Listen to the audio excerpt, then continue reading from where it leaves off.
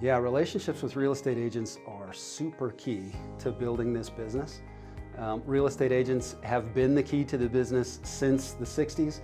Real estate agents will be the key to the business for the long foreseeable future. Replacing them, getting away from them, probably not a great business model.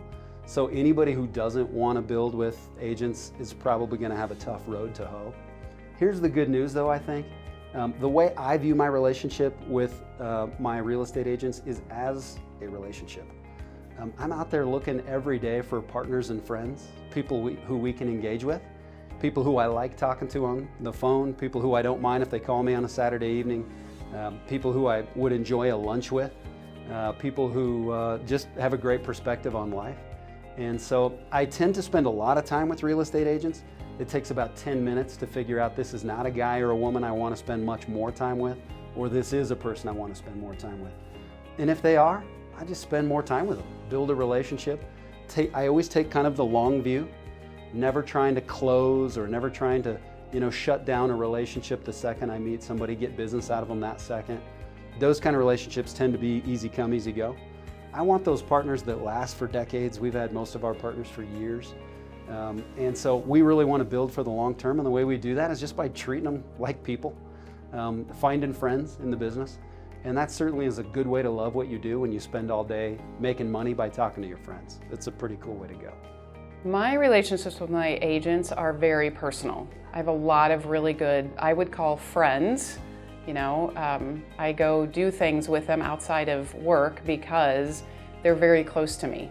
I work with a lot of different agents, so some are closer than others, but I have a very good relationship with them, and they trust me and they know that I'll get the job done. So generally speaking, when they're referring me, it's a very strong referral, which is obviously what we're all working towards. And as you get started in the business, it takes a while to get there, but as you work through good, clean, smooth transactions, that's how you develop those relationships. When I'm looking to try to get new business, I'm really looking for the right kind of fit. The rule of thumb I try to use is if I can't refer the realtor or client, then I don't want to work with them. You really need to think a little more holistically, in my opinion. And Denver's a small town, as big as you think it is. They know who you are, and they know who the other agents are. And particularly in this market, there's a lot of ill will being generated between listing agents and selling agents. But the other side is it has to be a team thing. We're out there working together as a team to take care of the clients, generate business, cement the relationship between the buyer and the realtor. But it's these little things, because people want to be, the consumer does not want to be taken advantage of. They want to think they're making the correct decision. They want to think that they're working with people that actually care about them, and that's why the realtor has to be good. That's why we have to be good, right? You're not getting any business if you don't know what you're doing, and you can't perform. But there is an expectation for the realtor to be the same way from where I sit. And if you're not, then I can't work with you. We're truly a partnership, so I am trying to do whatever I can to help them. So when I get in a lead, it is about trying to help cement that relationship with my agent, and they know it.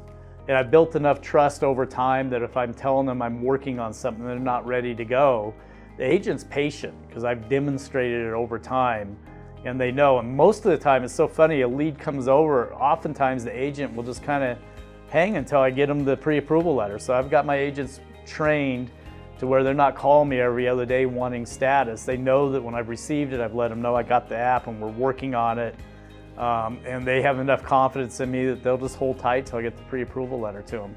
I'm very fortunate with my real estate agents. Most of them at this point are pretty seasoned agents and are a high quality agent.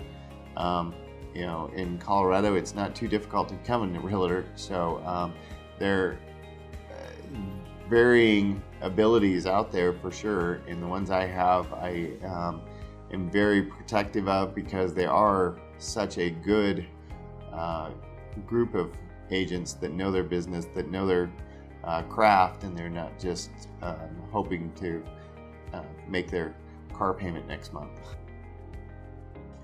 I would view my relationship with my real estate agents as somewhat of a friendship and a partnership as well. So there's still that business partnership and there's that fine line. But most of my realtors are friends of mine as well, and they've become friends over the years.